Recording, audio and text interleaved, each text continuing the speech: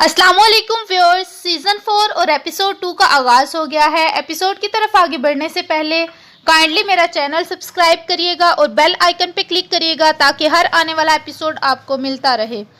तो बढ़ते हैं आज के एपिसोड की तरफ।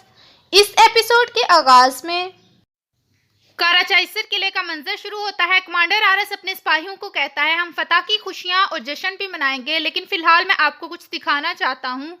दो सिपाही एक संदूक लेकर आते हैं।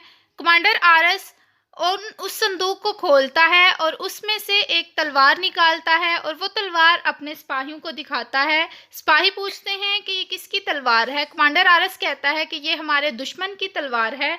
तुर्कों के लिए ये तलवार बहुत ज़्यादा अहमियत की हामिल है। हम उनका विरसा अपने पाँव के तले रोन देंगे। और तमाम सिपाही आरएस में उसको अपने पाँव के नीचे रोनते हैं क्योंकि वो अर्तुगरुल की तलवार होती है।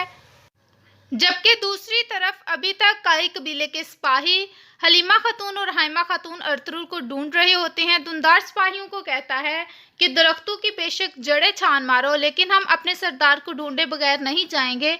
हम सुबह होने तक उनको ढूंढते रहेंगे जब तक वो नहीं मिलते। तमाम सिपाही और हाइमा खातून हलीमा खातून कहती हैं, जी ऐसा ही है।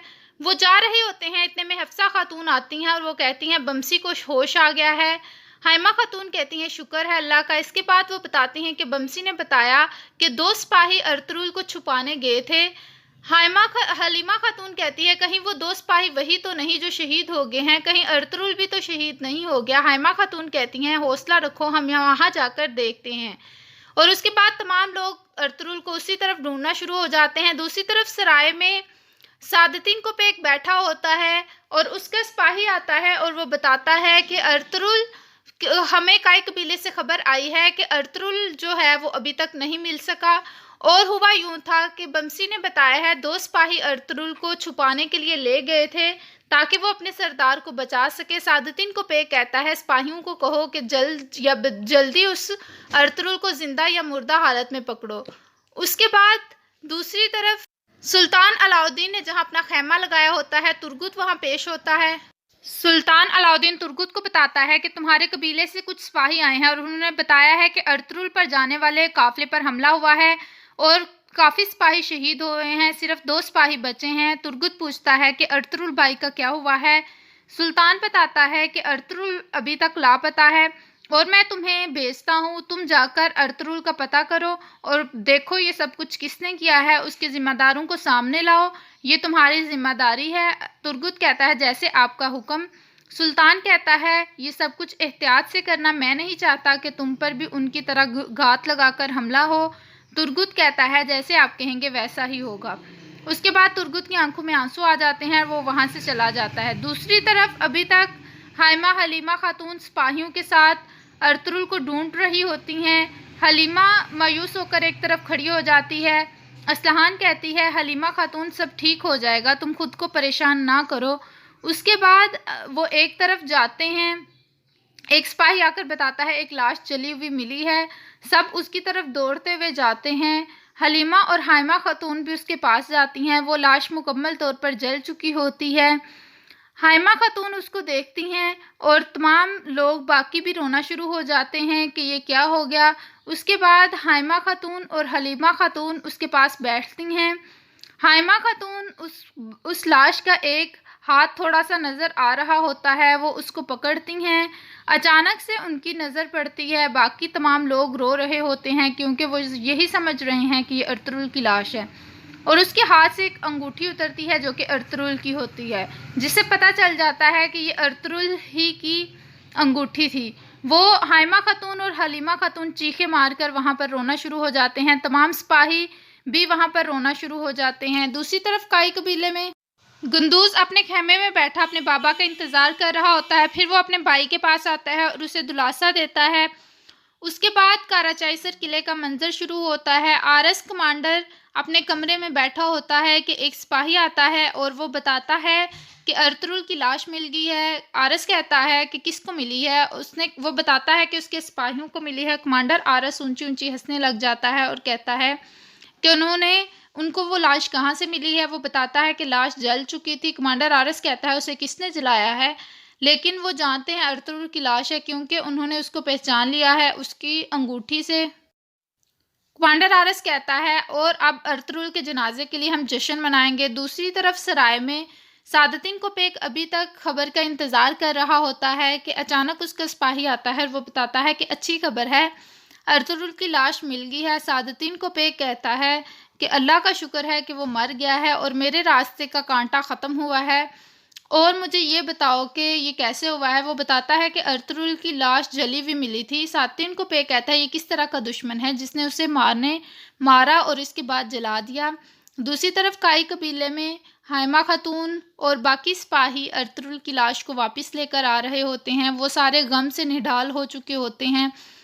हलीमा खातून कहती हैं कि इस तरह भी कोई करता है, जब मैं आपका फातिहा बनकर लौटना समझ रही थी और आप इस तरह से आए हैं। दूसरी तरफ बमसी कहता है ये कौन है और किसकी लाश परचम में लपेट कर आए हैं। हफ्सा खातून उसको नहीं जाने देती लेकिन वो आगे बढ़ता है। हफ्सा खातून कहती हैं अल्लाह के लिए रुक जाएं, मत जाएं, लेकिन वो आगे बढ़ता है। दूसरी तरफ कबीले के तमाम लोग रोते हुए बाहर आते हैं जब उनको पता चलता है कि उनके सरदार को शहीद कर दिया गया है। बमसी कहता है ये कौन है। हाइमा खातून उसका हाथ पकड़ लेती हैं और कहती हैं ना देखो मेरा बेटा, मत देखो, तुम यहीं देख सकोगे। बमसी कहता है मुझे ना कह दें, मुझे बता दें कि ये भाई नहीं है, ये कोई और है। सारे रोना शुरू हो जाते हैं। बमसी कहता है मेरे भाई को नहीं जलाया जा सकता, वो इतने बहादुर थे, एक बहादुर को किस तरह से जलाया जा सकता है। मैं काश ये देखने से पहले अंधा हो गया होता, मेरा रिज़ा ख़त्म हो गया होता और मैं ये सब कुछ ना देखता। दूसरी तरफ तुर्गुत भी कुछ सिपाहियों के साथ वापस आता है। वो देखता है कि कबीले के सारे लोग जमा हैं, वो भी परेशान हो जाता है। वो आगे बढ़ता है। दूसरी तरफ बमसी रो रहा होता है और कहता है नहीं, ऐसा नहीं हो सकता। हाँ, हलीमा खातून कहती हैं कि मेरा शेर दिल ऐसे कैसे हो सकता है। इतने में सामने से गंदूज आता हुआ दिखाई देता है। तुर्गुत थोड़ी आगे बढ़ता है और दूसरी तरफ से गंदूज सामने से आता है और कहता है कि वालिदा क्या आप मेरे बाबा को लेकर आई हैं। हाँ, हलीमा खातून उठती हैं और उसके बाद गंदूज को गले लगा लेती हैं। तुर्गुत आगे बढ़ता है और कहता है कि ये कौन है, मुझे बताया जाए। बमसी कहता है कि ये बाई हैं तुर्गुत, ये बाई हैं। तुर्गुत कहता है नहीं, ऐसा नहीं हो सकता। बमसी तुर्गुत को पकड़ता है और कहता है कि बाई को जलाया गया है। बाकी तमाम सिपाही भी रोना शुरू हो जाते हैं। तुर्गुत को कुछ समझ नहीं आती और वो रोता चला जाता है। और बमसी भी कहता है ऐसा कैसे हो सकता है मेरे भाई के साथ, वो इसको इस तरह से कैसे कर सकते हैं। और फिर वो अर्तुगरुल का जनाजा लेकर उसके मरकज़ी खैमे की तरफ लेकर जाते हैं। दूसरी तरफ काराचाइसर किले का मंजर शुरू होता है जहाँ पर अर्तुगरुल की मौत का सुनकर जश्न मनाया जाता है, जबकि उधर तुर्गुत चीखें मारता है और कहता है कि भाई ये क्या हो गया आपके साथ। उसके बाद दोबारा काराचाइसर किले का मंजर शुरू होता है जहाँ पर डांस, शराब और मुख्तलिफ़ किस्म के खाने चल रहे होते हैं, जो सब कुछ इस चीज़ का जश्न मनाया जाता है कि अर्तुगरुल से उनकी जान छूट गई, उनका एक बहुत बड़ा दुश्मन मारा गया। कमांडर आरएस सामने आता है और कहता है आज जश्न का दिन है मेरे तमाम सिपाहियों के लिए, तुम लोग सब आज के दिन पूरी तरह से जश्न मनाओगे। उसके बाद वो भी उस हाल में आकर बैठ जाता है। औरतें वहाँ पर डांस कर रही होती हैं। इतने में एक आदमी आता है और वो कहता है कि मैं यहाँ पर एक ताजर हूँ और मैं ग़ुलाम फ़रोश हूँ, मेरे पास कुछ लड़कियाँ हैं, अगर आपकी इजाज़त हो तो मैं आपको दिखाता हूँ। कमांडर आरएस कहता है कि लेकर आओ, मैं देखता हूँ। उसके बाद वो जाता है और कुछ लड़कियाँ लेकर आता है। काई कबीले में हलीमा खातून खड़ी होती हैं। वो अर्तुगरुल का खंजर पकड़कर कहती हैं कि अर्तुगरुल के 40 दिन 100 के पूरे होने से पहले अर्तुगरुल साहब का बदला लिया जाएगा। उसके बाद वो दोनों दोबारा से रोना शुरू हो जाती हैं। दूसरी तरफ कमांडर आरएस के पास वो आदमी आता है काफ़ी ज़्यादा लड़कियां लेकर। वो सारी लड़कियों को इंट्रोड्यूस कराता है। वो बताता है कि इनके नाम ये हैं और ये इस शहर की लड़की है और इसकी उम्र इतनी है। और उसके बाद वो एक और लड़की को सामने लेकर आता है। कमांडर आरएस उठकर सामने आ जाता है। वो बताता है कि इसका नाम मारिया है और ये मासूम सी लड़की है और बिल्कुल बेदाग है। कमांडर आरएस कहता है कि अभी मुझे जनाजे पर जाना है, उसके बाद मैं मारिया के साथ अपना जश्न जारी रखूँगा और फ़िलहाल मुझे अपने दुश्मन अर्तुगरुल के जनाजे में शरीक होना ज़्यादा ज़रूरी लगता है। मारिया कहती है जैसे आपका हुक्म, और वो दूसरी तरफ किले में चली जाती है। और यहाँ पर इस किस्त का इख्तिताम होता है। वीडियो पसंद आए तो लाइक करिएगा, कमेंट करके बताइएगा कैसी लगी आज की एपिसोड।